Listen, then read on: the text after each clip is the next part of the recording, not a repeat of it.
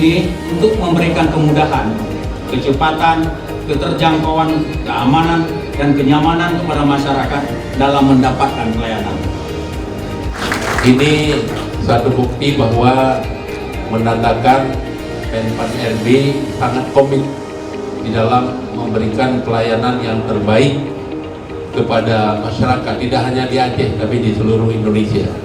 Banda Aceh, kota tepian, kota kenangan para pahlawan.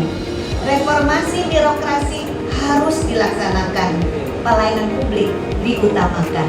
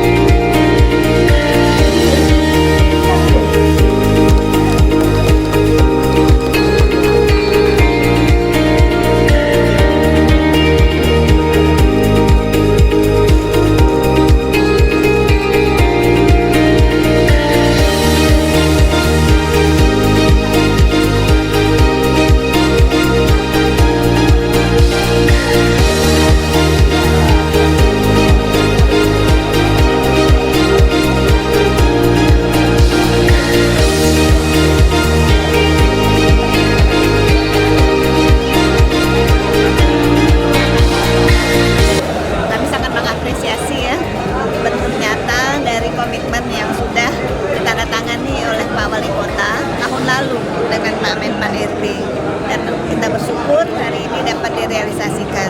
Ada 229 layanan dari 21 instansi bergabung dalam satu lokasi. Kalau dulu berjalan sendiri-sendiri, sekarang berkumpullah berbagai jenis layanan, baik perizinan maupun non-perizinan. Ya, saya rasa MPP ini tujuannya adalah untuk memudahkan pelayanan. Jadi ini adalah seperti disampaikan oleh Ibu Deputi tadi, untuk menghilangkan ego sektoral. Artinya adalah kalau selama ini salah seorang mendapatkan suatu perizinan harus ke sana, harus sana. Nanti dengan ada mall pelayanan publik sudah ada di sini. Namanya mall berarti ada semuanya. Jadi akhirnya apa yang kita harapkan, menciptakan kemudahan bagi masyarakat, secara otomatis terjadinya efisiensi bagi masyarakat.